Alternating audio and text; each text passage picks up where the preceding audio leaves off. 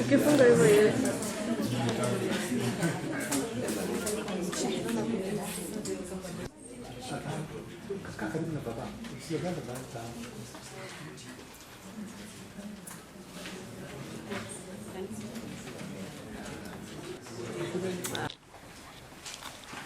Jen Waigu Kimani. Jen Waigu Kimani. Value View Limited.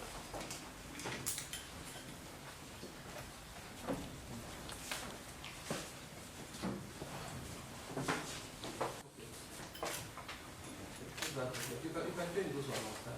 Yeah, I'm very much okay. Yes, let's just doing this one. So that bit of water. We have taken enough photographs.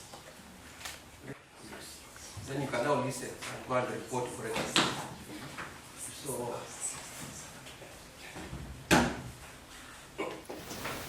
and also the photo pictures.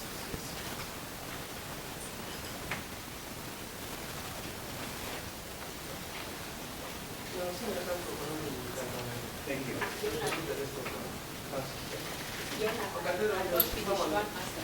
Yes.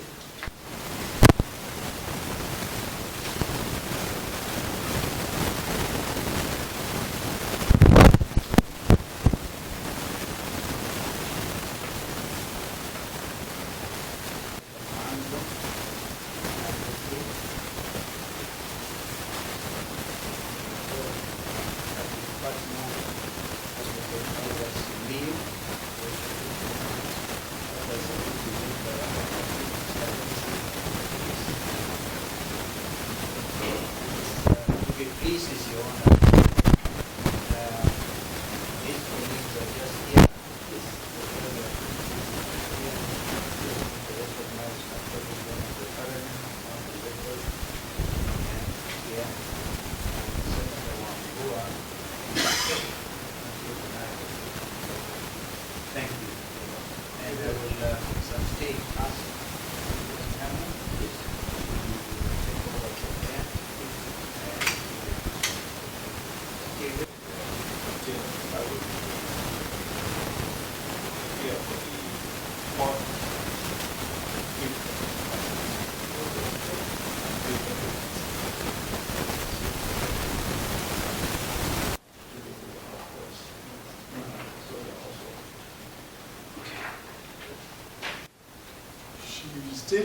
We stated that she was unwell.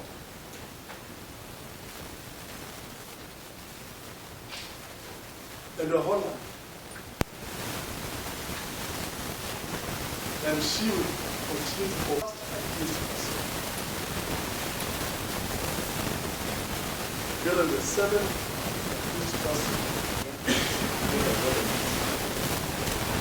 at least going by the addition by council, the owner of the petition will give the benefit of doubt to the this person, and refer and refer her to take it to the second regulated report as requested,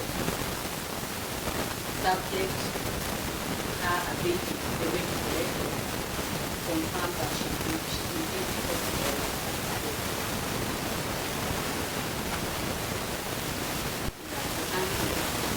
Definition of the word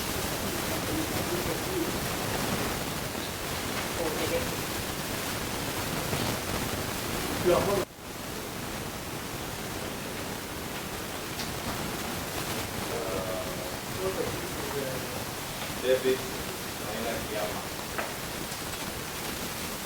Don't be not understand.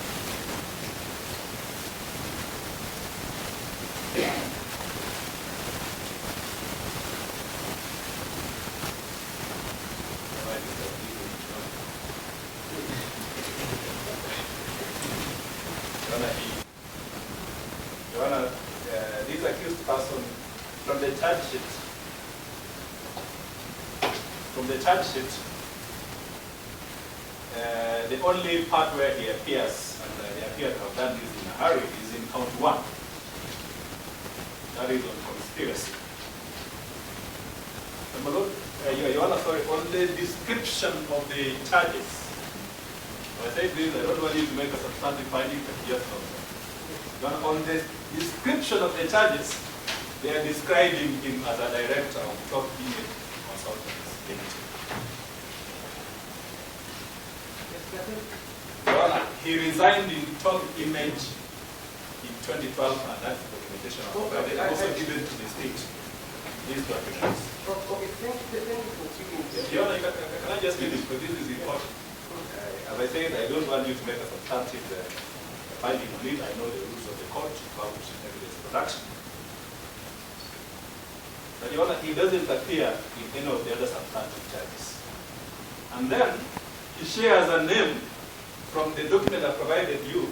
Your Honor, he shares a name with the 5th accused person. Except the last name.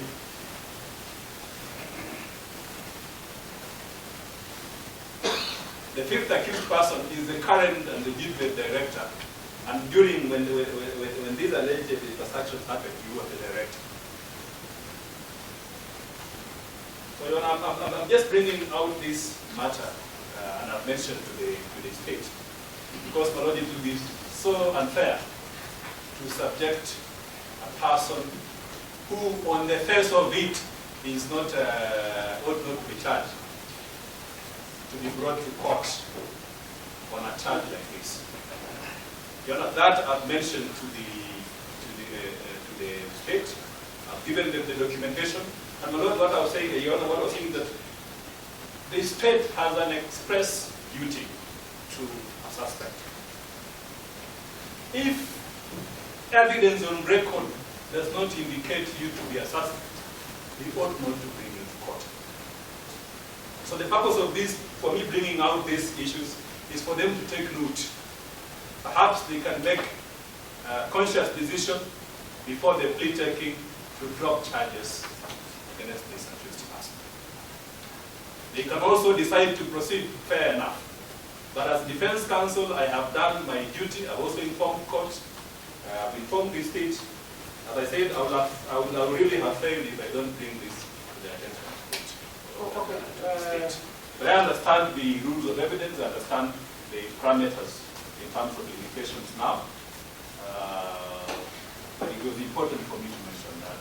It's my submission that there is no reasonable explanation which has been given by the advocate for the fourth accused person as to why his client has failed to attend court this morning. Your Honor, it was clear from even yesterday that all the accused persons who did not take plea yesterday were supposed to avail themselves and take plea this morning. Your Honor, Tanzania is not far. It is a country where a person should be able to travel even overnight and appear in honor of court direction. And Your Honor, I also wish to point out to this honorable court that the order for all the accused persons apart from the past, the 6th and the 7th accused person to appear in court for plea taking were issued. The 1st, the 6th, and the 7th, who are initially the subject of stay orders in the Muranga petition, Yes. E004 of 2024. Your Honor, it was clear that all the other officials were supposed to have submitted themselves to court on the 29th. That is yesterday. Your Honor, it's therefore my submission that the fourth accused person had adequate time and information to enable him appear in court yesterday and also today. And Your Honor, based on that, I will be seeking for warrants of arrest against. And just in rebuttal, Just a moment.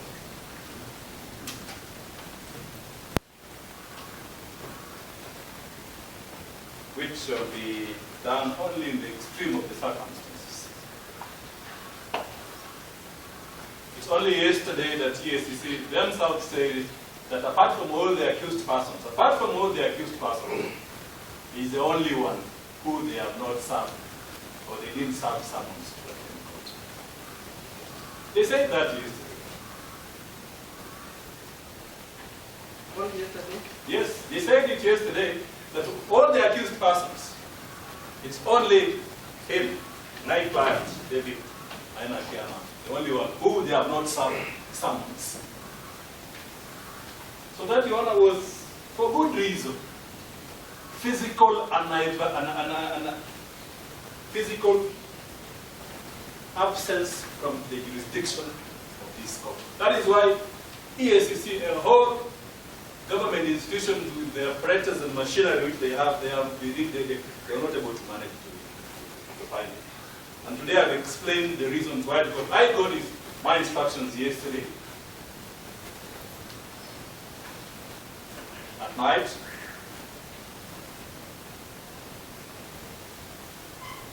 And the reason, Your Honor, is that this accused person was previously married to another accused person, Jen Gupia Mwangi, who appeared in court yesterday for plea checking and the release of cash, previously married. So, Your Honor, to get, when Jen was released, we frantically looked for him,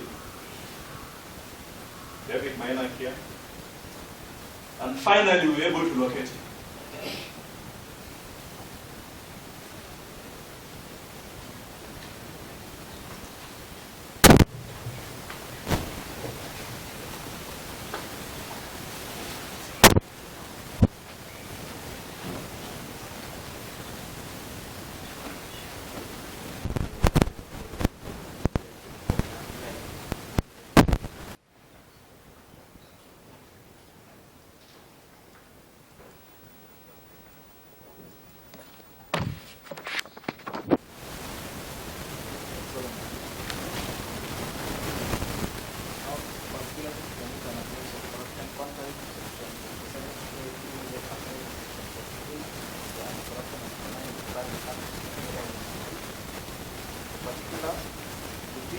October 2014 and 19th of June 2017 in Mwangi County within the Republic of Kenya, being the governor, the directors of some units and value grid, respectively conspired to commit an offense of corruption which brought in respect to the unlawful contract for the provision of media buying services awarded to Top Image Media Consultant Limited and Mwangi County government, amounting to 361 million, 0.15.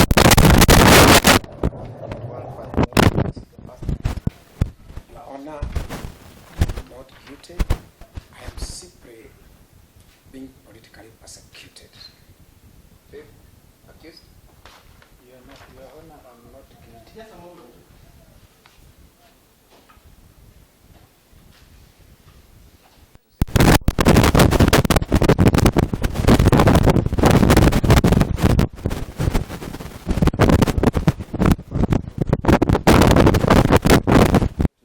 In respect of unlawful contract for provision of media buying services, your response?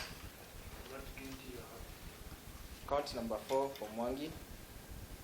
Conflict of interest contrary to section 42(3) as read to section 48 of the Anti-Corruption and Economic Crimes Act of 2003.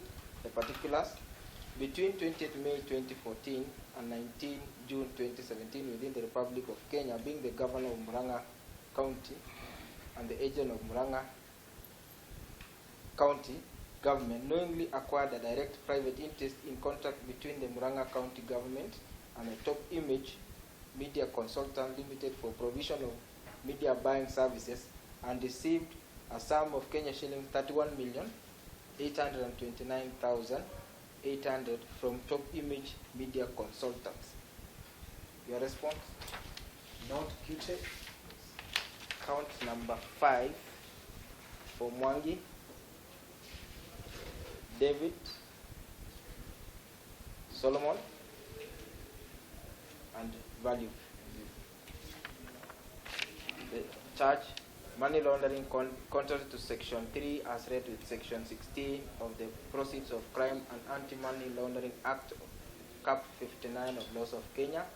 The particulars, between the 1st June of 2014 and 2nd September of 2014 within the Republic of Kenya, being the Governor, Directors of Top Image Consultants and Value Limited, respectively, entered into an agreement for the transfer of Kenya shillings 7,500,000 towards the purchase of plot number Nairobi Block 83/14/309 located at Umoja Inako, plot number A238, Sector 2, on account of monies unlawfully paid by the county government of Murang'a to Top Image Media Consultant Limited, whose effect was to disguise the source of the said money, while you jointly and severally ought to reasonably to have known that the same form part of the proceeds of crime. Your response? Not guilty. Don't know about such a plot. Not guilty, Your Honor. Solomon? Not guilty, Your Honor. Count number 6.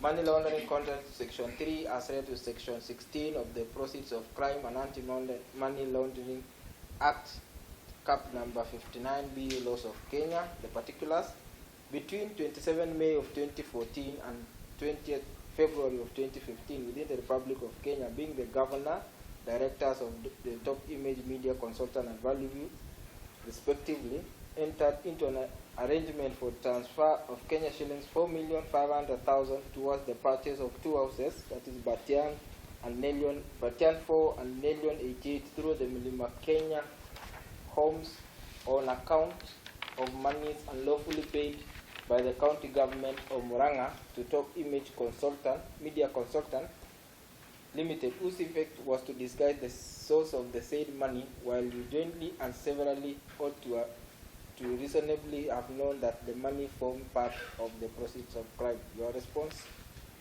Not guilty. Don't own such a house. Not guilty, Your Honor. Not guilty, Your Honor. Now, count number 7. Money laundering contrary to Section 3 as read to Section 16 of the Proceeds of Crime and Anti-Money Laundering Act, Cap 59B of Laws of Kenya. The particulars, between 27 January 2015 and 30th December 2015 within the Republic of Kenya, being the Governor, Directors of Top Image Media Consultant and Value Limited, respectively entered into an arrangement of transfer of Kenya shillings 3,700,000 towards the purchase of 13 acres of LR number Mwiga, Tungare, Block 2, on account of monies paid unlawfully by the county government of Murang'a to Top Image Media Consultant Limited, whose effect was to disguise the source of the said money, while you jointly and severally ought to have to reasonably have to know that the said the same form part of the proceeds of crime. Your response? Not guilty. Don't own such a parcel of land. Not guilty, Your Honor. Not guilty, Your Honor. Count number 8. Money laundering contrary to Section 3 as read to Section 16 of the Proceeds of Crime and Anti-Money Laundering Act, 5 September 2015 within the Republic of Kenya, being the Governor of Murang'a County, Directors of Top Image Consultants and Value Limited, respectively, entered into an arrangement to transfer of Kenya shilling 600,000 towards the payment for the boreholes blasting in the property number LR number Mwiga Tungare Block 2 Tungare 2 on accounts of monies paid unlawfully to the by the county government of Murang'a to Top Image Media Consultant Limited, whose effect was to disguise the source of the said money, while you jointly and severally ought to reasonably have known that the money, the same, formed part of the proceeds of crime. Your response? Not guilty, don't own such a personal blood. Not guilty, Your Honor. Media consultant, whose effect was to disguise the source of the said money, while you jointly and severally ought to reasonably to have known that the same formed part of the proceeds of crime. Your response? Not guilty, not part of tutelage.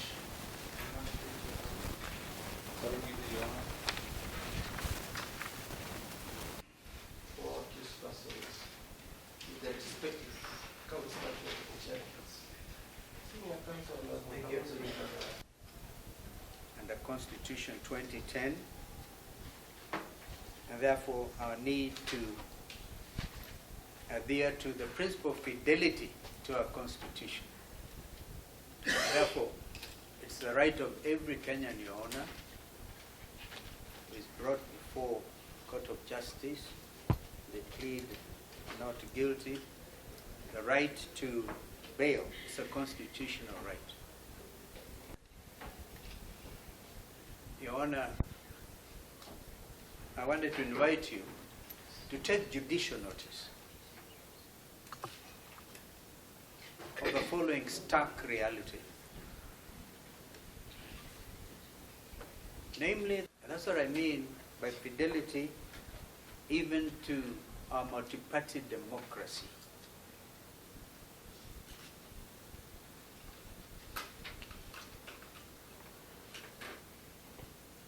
I talk of judicial notice, Your Honor, because the process of national dialogue, which took place at Bomas, is undergoing the necessary parliamentary procedures, and the matter of fidelity to a multi-party democracy was heavily canvassed during those consultations.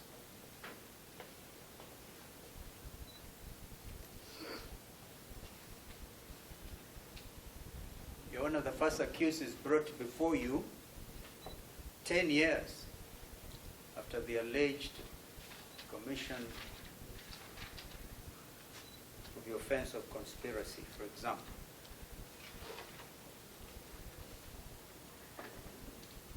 Therefore, we invite you to take judicial notice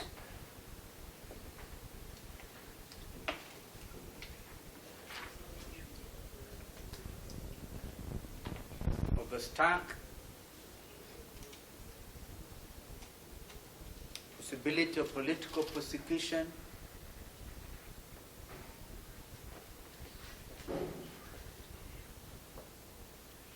and aggression against the principles of multi-party democracy.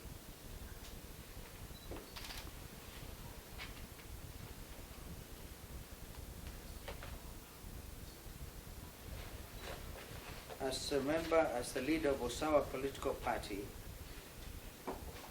he is also a member of my coalition,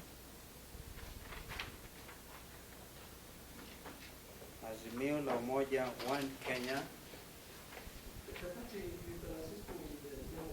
Yes, indeed, Usawa political party, which is a member of Azimio la Umoja, One Kenya coalition.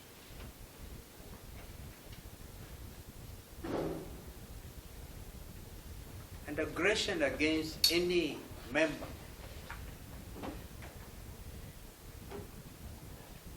of any coalition, call it even Kenya Kwanza, is seen to be aggression against our constitutionally provided for arrangement of our democracy.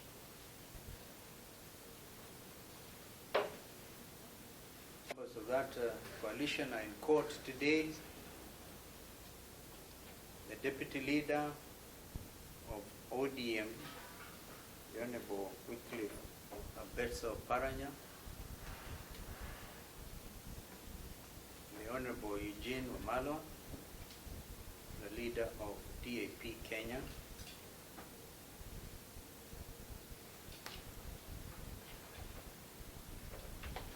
And of course, our own members, some of whom are counsel and properly before this court. Therefore, allow me,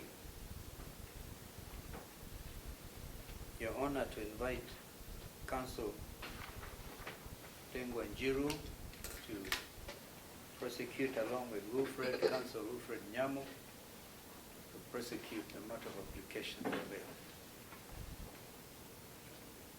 Thank you, Your Honor. The accused person. That is at paragraph B of the said section. The court is enjoined to evaluate the character, the antecedent, the associations, and the community ties of the accused persons. The first accused person, Your Honor, has gone on record that is the most immediate governor of Murang'a County, having served a full constitutional term of 10 years. It tells you, Your Honor, that our client has a serious societal ties with the community, subsequent to which a successful election ensues. It has further gone on record, Your Honor, that besides him being the immediate governor, he's also a leader of a political party, registered pursuant to Article 90 of the Constitution. It tells you again, Your Honor, that he has a serious societal association, societal ties, because he's leading the members of his party. Additionally, Your Honor, it has gone on record that besides him being a member of a political party, he has also his associates. That is the law. And his associates are evidenced before this court. I have had senior counsel mention Honorable Wycliffe Oparanya. I have had senior counsel mention Honorable Eugene Omalwa. Very fundamental societal players, one of them being the immediate minister, was Cabinet Secretary for Defense, and Honorable Wycliffe Oparanya being the immediate governor of Kakamega County. That is the association the court must look into, among others. And whether of the accused person to attend for his trial. That is to mean, for example, if Honorable Wycliffe Oparanya was to stand surety for the accused person, would the accused person generally abscond for his trial, granted the strong association look at in the question of the association? Thirdly, Your Honor, the court is invited to look at the question of the strength of evidence at paragraph D. The strength of the evidence of his having committed the offense. So even at this juncture,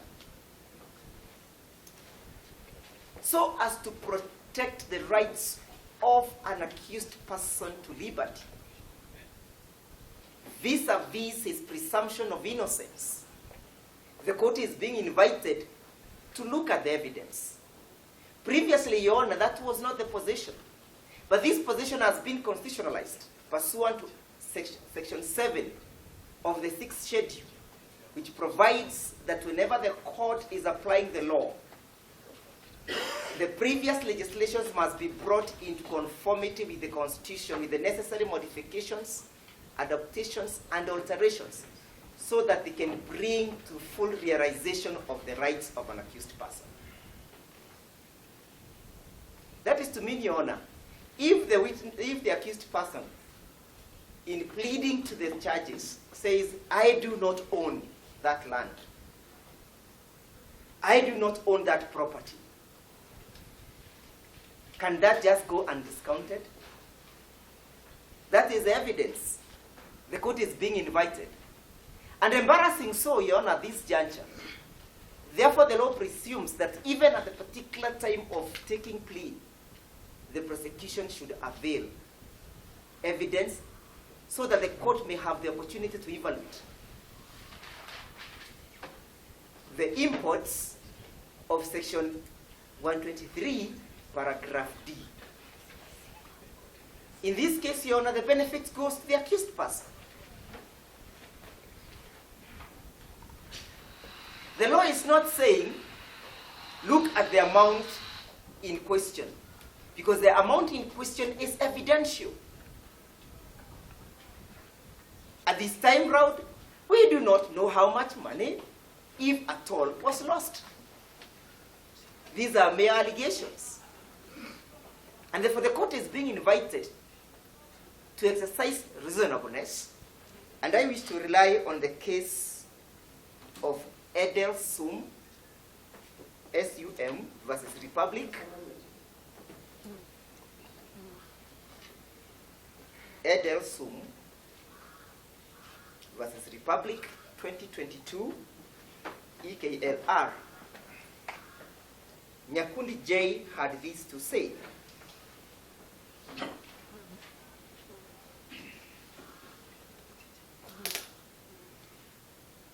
That in reviewing the board and So, with the submissions, by I believe it's for good order. I can also make submissions, then the state responds. Is there which party are you representing? My Lord, I am representing the fourth. Yes, Your Honor, as they say, a defense counsel is supposed to be emotionally intelligent and read the mood of the court. Your Honor, yesterday I was in court, I read your mood. I also read the mood of the prosecution. I don't think it has changed. Yeah? The prosecution is not definitely opposing bail. If they oppose bail, then I can make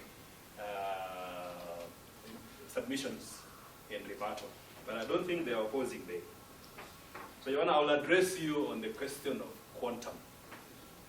And Your Honor, I'll begin my submissions under Article 27 of the Constitution, Paragraph 1, equality before the law.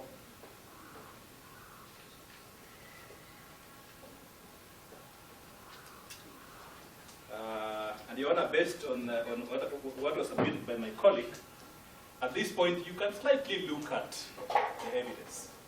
Slightly. And Your Honor, there's a document I wanted you to have a look at as you consider the question of bail, just a one-pager document.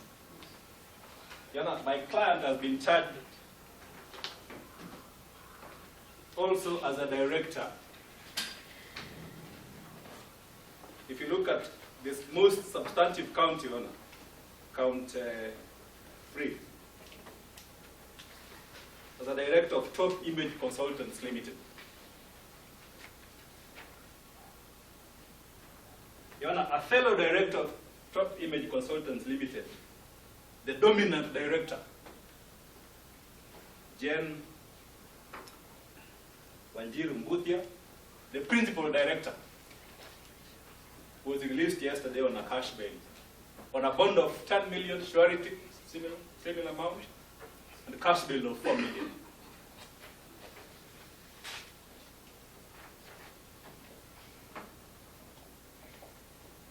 Your Honor, from the document I've submitted to you, she owns 700 ordinary shares.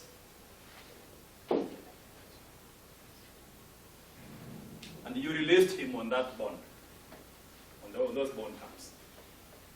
And my client owns 300 ordinary shares. Your Honor, there is a requirement that you also ought to consider. That's why I said I've read your mood. The seriousness of the charges. As a bail term, bail condition, So on this one as well, Your Honor, I'm urging you to look at this document to demonstrate on paper, from a mental perspective, some sort of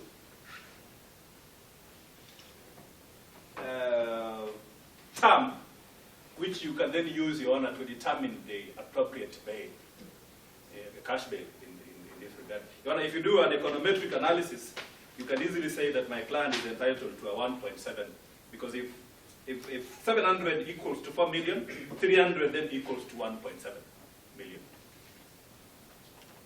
Your Honor, ordinarily on paper, one can easily say that. But then there's an additional fact, which, Your Honor, yesterday you said we can persuade you, and today, again, I want to persuade you, Your Honor. Your Honor, my client is what we call a nominee shareholder. We will cross that bridge when we reach there. But Your Honor, look at him. Your Honor, look at my client. Your Honor, he is not the kind of person, Your Honor, you can say, my Lord, he works kama mtu wa mkono. Your Honor, that is important too. He was put in this company for purpose of just registration. Your Honor, he's not someone who can access. If you're going to release him on 1 million shillings, Your Honor, he cannot afford 1 million shillings. He will spend his time in industrial area. And Your Honor, that will impact a fundamental constitutional principle that bail is supposed to be affordable to him. Your Honor, he is not the leader of Azimio. He is not a politician. He doesn't have money in his bank account. Your Honor, he's an orphan.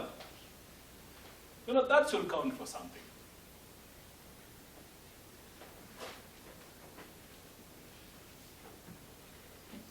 You know, my persuasion is that you release him on a cash bail of 500,000.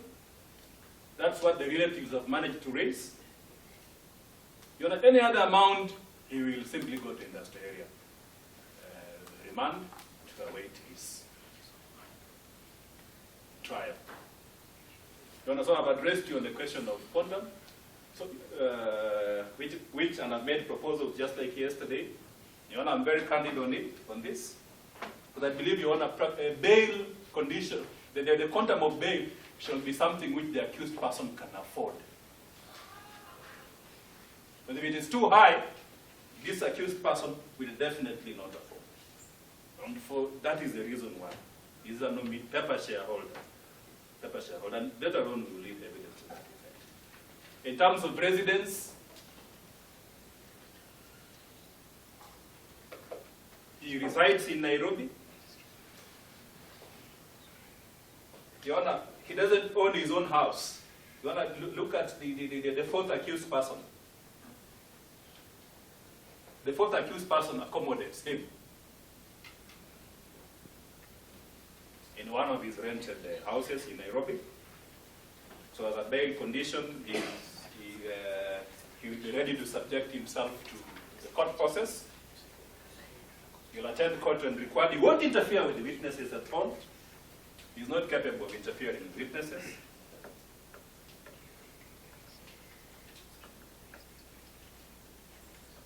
And he doesn't have a passport, Your Honor. So you cannot issue, he can submit his ID. You cannot issue the requirement that he submits his passport in court as part of the bail terms, but he can submit his national identity card. Your Honor, that is the kind of person, Your Honor, that is before you. It's not this magnificent, pompous individual who is powerful, no. Your Honor, this, Waswahili wanasema ni mtu mnyonge. Ni mtu mnyonge sana. To the release of the accused person on bail/board, Your Honor, we concede as submitted by the learned senior counsel and the other defense counsel that bail is a constitutional right which is only to be denied when there are compelling reasons to do so.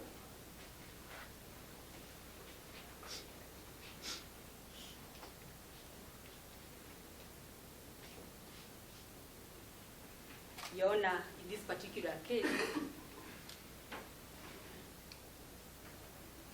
we pray that you release the accused persons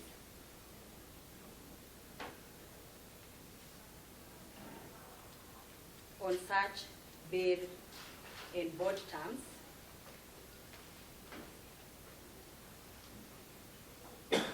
guided by the bail and board policy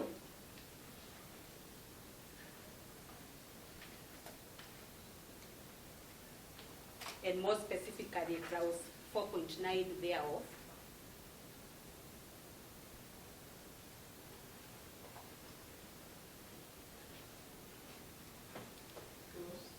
clause 4.9 thereof, that will ensure that the accused person attend court without fail unless with the leave of the Honorable Court. Yes, Your Honor, part of the terms and conditions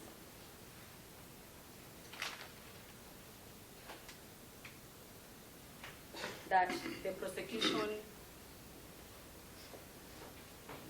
will be seeking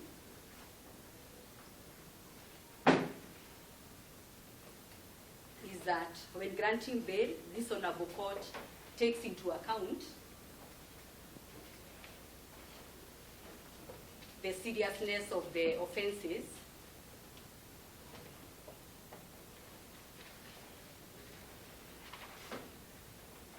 with which each of the accused person is charged with,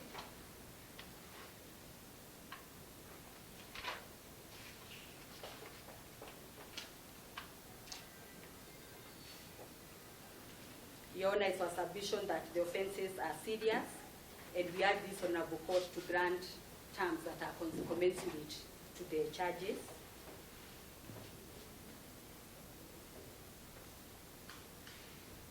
Your Honor, we'll also be seeking,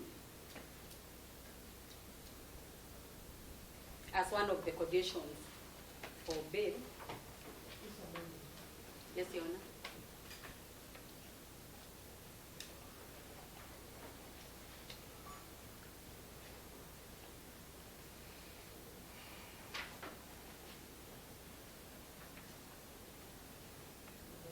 We'll also be seeking as one of the conditions for bail that each of the accused persons who have a passport with them, who have applied for a passport and have it, deposits the same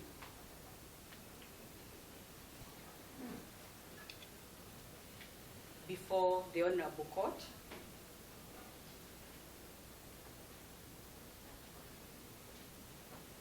And to only leave the jurisdiction of the court with the leave of the Honorable Court.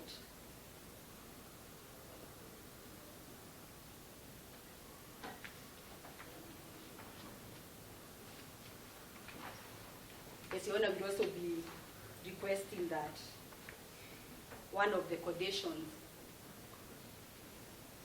for the accused persons be that they should not interfere with the witnesses once they are served, once the prosecution serves them with the evidentiary material that the prosecution will be relying on. And Your Honor, this applies more so in regard to the first accused person, who, Your Honor, even as you can observe from the persons who came to give him moral support, is a person of influence.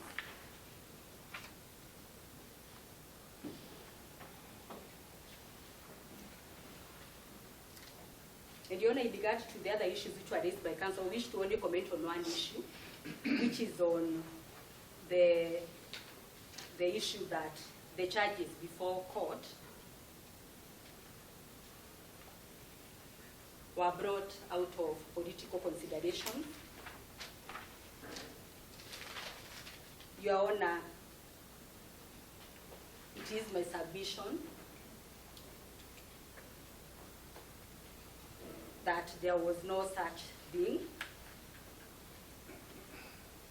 The court should retire to come up with a ruling on the issue of bail and the conditions given the elaborate but lengthy submission that councils you have made. So we agree, we reconvene at 2:30 for that decision. Meanwhile, accused persons, you will be remanded in custody, awaiting that particular ruling. So we adjourn. Yes. Powers, correct? So they know we are to take. Let us not argue about that one. I've already made a decision about that one.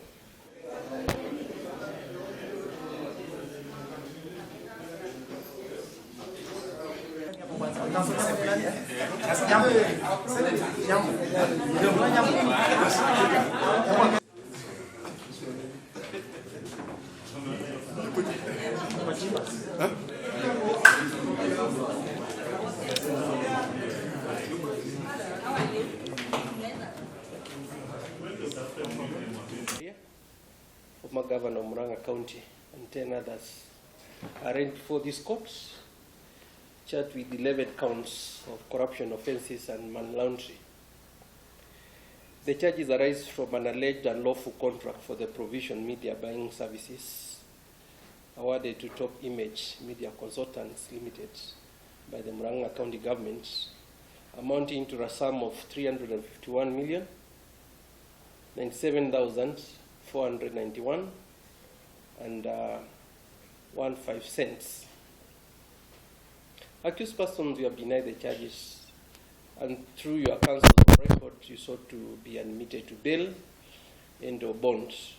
And at the onset, and on behalf of the first accused person, Senior Counsel Honorable Stephen Kalonzo Musyoka, at the court, to take judicial notice that first accused person was a party leader of Usawa Party, a member of Azimio One Kenya Alliance. Senior Counsel submitted that the charges was a result of political prosecution, a matter that was refuted by the prosecution in reply. Senior Deputy Director of Prosecutions, Ms. Gateru, submitted that the charges were based on lawful investigations by EACC, and the prosecution was sanctioned by the Director of Public Prosecutions. Counsels Ndegwanjiro and Nyamo, on behalf of the first accused person and the seventh accused person, submitted that accused person should be admitted to reasonable bail and or bond terms as provided under provisions of Article 49 of the Constitution and the provisions of Section 123 of the Criminal Procedure Code, Cap 75. The court was also invited to observe the character and association of the first accused person, who is a political leader. This was said in support of the requirement that accused person not afraid risk. According to learned counsel, first accused was eligible to be released even on a free bond. Mr. Wanyama, learned counsel, on behalf of fifth accused, made a suggestion that accused person can be released on a sum of on a cash bail of $500,000, and invited this court to consider shareholding in Top Image Media Consultant Limited, and asserted that accused person was a man of limited means.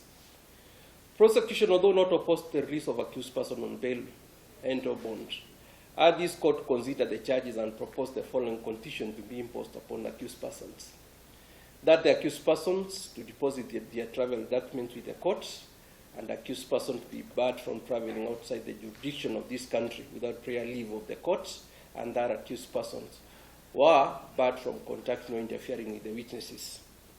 Learned counsel Mr. Wanyama, on behalf of the fifth accused person, did not have any, on behalf of the fifth accused person, informed the court that the client did not have any traveling documents, and that he was not opposed to the condition requiring that the accused person seek leave of the court before traveling abroad. For the first accused person, learned counsels Mr. Ndegwanjiro and Mr. Nyamo strenuously opposed the condition number 1 and 2, that the conditions on traveling and depositing their travel documents for the first accused person. It was contended that the conditions were a violation of the first accused person rights under Article 49 of the Constitution, and a limitation that was not permissible under the provisions of Article 24 of the Constitution. Learned counsels on behalf of the first accused person submitted that he was a political leader and a position that required him to travel frequently out of the country, and therefore the conditions sought by the prosecution were an unlawful limitation to his liberty. The relevant law applicable to right to bail and bond is provided under Article 49(1)(h) of the Constitution, as well as Section 123A of the Criminal Procedure Code, Section 123 of the Criminal Procedure Code. I will not read it, it's there in the ruling, and we all know about it.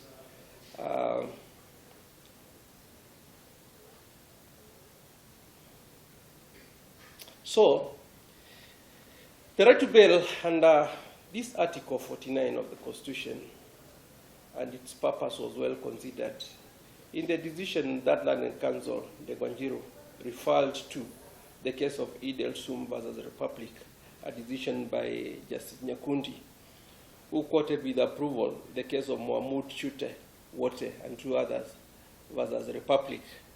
The quote is there. I'm not going to repeat that quote.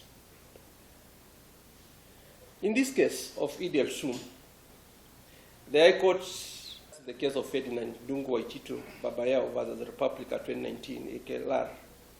This decision is relevant to this matter for purpose of addressing the question of conditions that are imposed by trial courts. In that decision, the Court of Appeal considered the conditions which are almost similar to the one that had been proposed by the prosecution.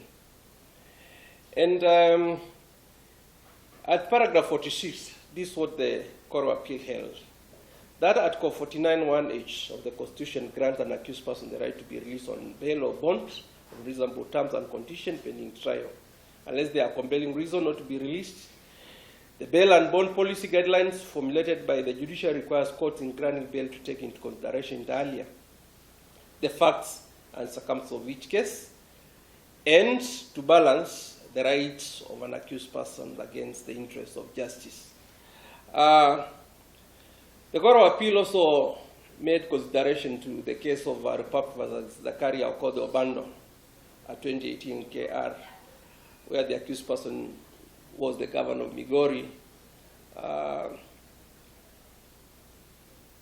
Although the question of bail is a matter for the court to exercise its own discretion, I'm bound and guided by the authorities.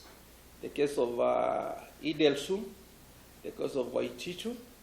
I'll also have to take into account the nature of the charges, the bail and bond policy guidelines. I've also taken into consideration the first issue that was raised by Senior Counsel Kalonzo, as well as Mr. Ndegwa, the issue of character of the first accused person.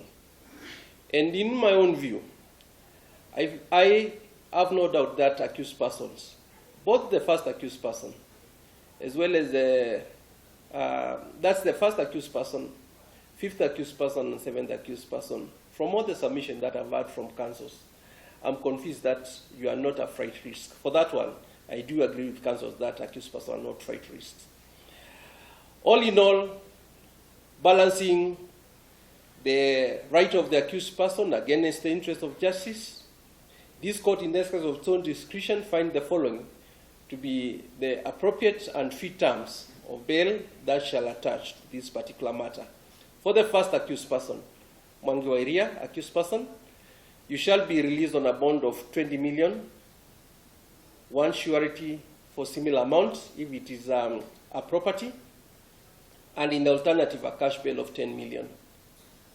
20 million with one surety for similar amount, that's the bond. In the alternative, a cash bail of 10 million. For the fifth accused person, he shall be released on a bond of 5 million, one surety for similar amount, or in the alternative, a cash bail of 1 million. 5 million, one surety for similar amount, or in the alternative, a cash bail of 1 million. For the 7th accused person,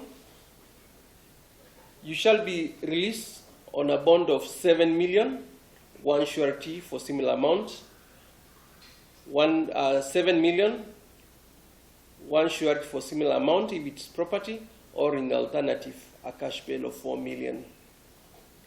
In addition to that, all the accused person, you are barred from traveling out of the Republic of Kenya without prior leave of the court. If you must travel, we are not barring you from going anywhere, but you tell us that you are going abroad, then we shall make necessary arrangements. And you also inform us when you are coming back, because we have got a trial to manage.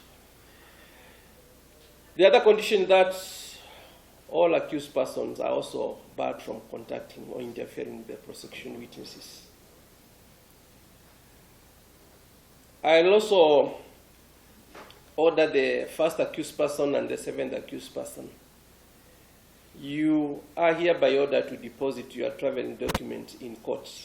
And I will not sign any release order unless I've seen your traveling documents. Court goes counsel were in court yesterday when I made also a similar issue, and they are very much aware. So those shall be the condition that shall attach to your release on bond. I'll kindly addressing the court on another extra issue. The rest, if you have got the people who are making any payments, kindly, we have our registry. I've informed these courts to come up with the reasonable bond terms for the accused person. So, accused person, you are charged with 7 counts of corruption offenses, and the subject of the charges is the procurement of utensils and cutlery items. Well, accused person, you are serving as the CEO and accounting officer of Bombers of Kenya.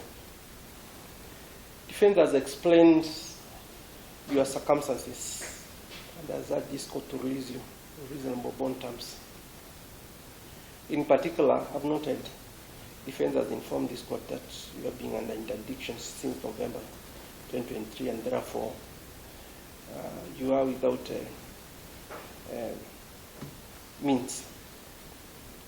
Prosecution is not opposed to the application for bond, but has urged this court to consider the nature of the charges that accused person is facing. In this case, the question of compelling reasons to deny accused persons bond do not arise. So therefore, it is the duty of this court under Article 49 of the Constitution to grant accused person reasonable bond terms. Having carefully considered all the submissions, looking at the charges, and guided by the judiciary bail and bond guidelines, I hereby find the following to be the reasonable bail and bond terms that are applicable to this case. Accused person, you shall be released on a bond of 5 million with 1 surety for similar amount. That is, if you are using your property to secure your release, you are using a property to secure the release, the value should be 5 million. Then there should be 1 surety who shall enter recognizance for the similar amounts. In the alternative, accused person, you should deposit in court a cash bail of 1 million. 1 million as cash bail. I've also made an order that accused person, for your release, you should also arrange and ensure that your passport is brought to court. We shall carefully keep it and safely. And I advise you that there is an order that you should not leave the jurisdiction of Kenya without prior leave of the court. It's not very difficult to get leave. Personally, I've done it. Immediately you just do it on a certificate, you just inform the prosecution, then you can always travel. You have no problem. We are not preventing you from traveling, but tell us where you are going and when you are coming back and when you are submitting the passport. I'll also urge you to observe most fundamental term of the bonds that you come to court. That's what is very key to us. And also very important, you should not interfere with the witnesses. Just leave the witnesses, concentrate on your case. In addition to this issue of bail that you have raised, I've also made an order for prosecution to supply the accused person through his counsels copies of charge sheets, which we have done, witness statements, and any other documentary evidence shall be referred in the prosecution case. So supply the defense with all those materials. And for purposes of having orderly proceedings, it's always good we point out these documents that shall be supplied, accused persons, they are supplied pursuant to Article 50. You are right to be supplied with documents that the prosecution shall rely on. They are deemed to have been supplied to you, and no advocate, client, lien should arise from that.